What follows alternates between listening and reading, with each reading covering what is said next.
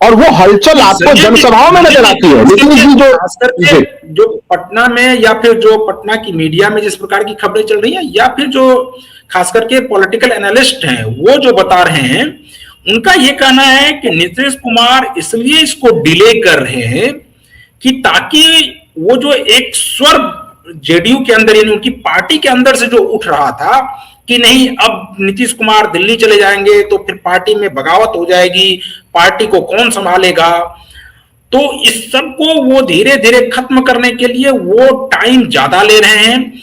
और इस दौरान जो है वो चूंकि चाहते हैं कि बहुत ही स्मूथली चेंज हो जाए सरकार, और उस इसी के लिए नीतीश कुमार इसको लॉन्ग खींच रहे हैं, लंबा खींच रहे हैं।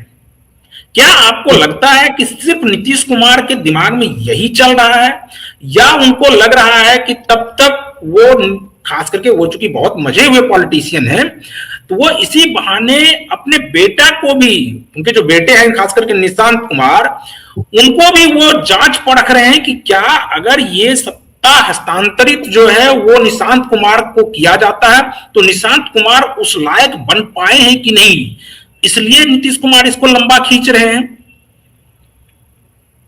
नहीं, मेरा मानना है कि निश्चित रूप से कि निशांत को, नीतीश कुमार के जितने भी स्टेप्स हैं, कदम है, वह किस लिए है? वह इसलिए है कि निशांत को जेडीयू का सर्वे सर्वा नेता मान लिया। मुझे लगता है इसमें वो सफल हो चुके।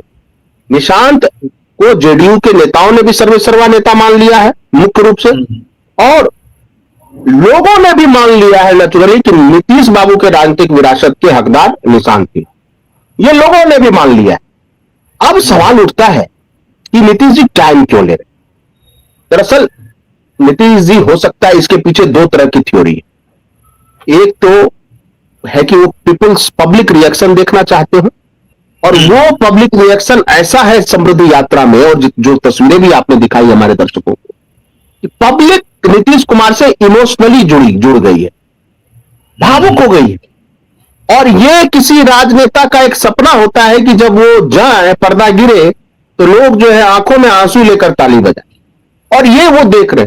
और ये जो पॉलिटिकल कैपिटल है, ये निशांत को भी ट्रांसफर हो रहा है। एक तो ये टाइम से, दूसरी बात ये है जो मैं बार बार बोल रहा हूं कि हो सकता है, देखिए, भले वो विधान परिषद की सदस्यता से इस्तीफा दे दे, राज्यसभा की सदस्यता का शपथ ले ले, लेकिन वो मुख्यमंत्री पद पर 6 महीने रह सकते हैं बिना किसी, और हो सकता है कि वो बंगाल के रिजल्ट का भी इंतजार कर ले।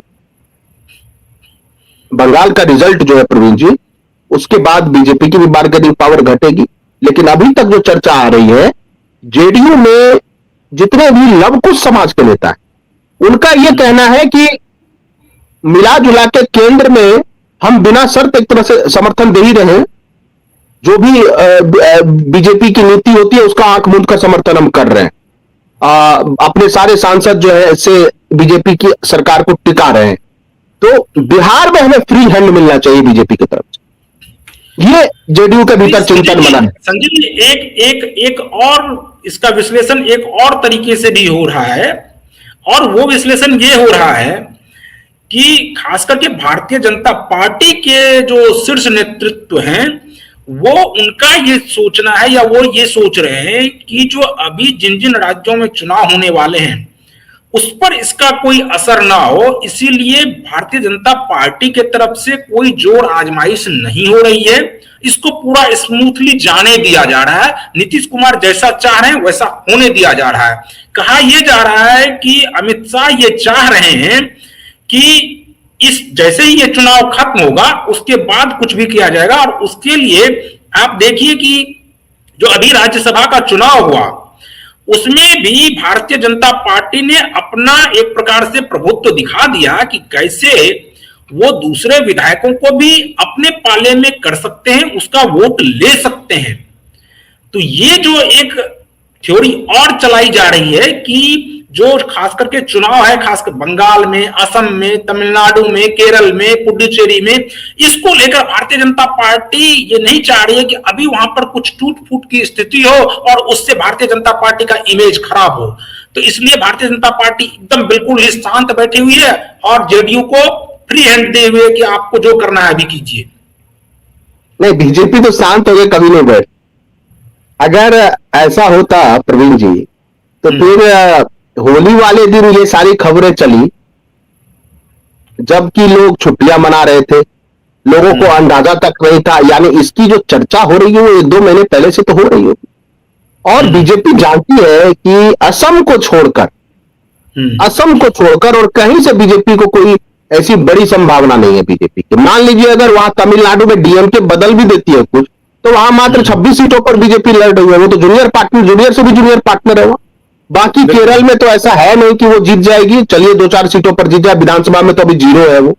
कुछ तिरुवनंतपुरम और कुछ शहरी इलाकों में जीत जाए, इसके अलावा केरल में कोई संभावना नहीं। और बंगाल में मुझे लगता है कि ममता दीदी ही सत्ता में आ रही है। हो सकता है उनकी 2-4-10 सीटें घट जाए, लेकिन सत्ता में आ रही है ममता जी। तो बीजेपी को भी पता है कि आगे कोई बड़ा स्कोप नहीं है।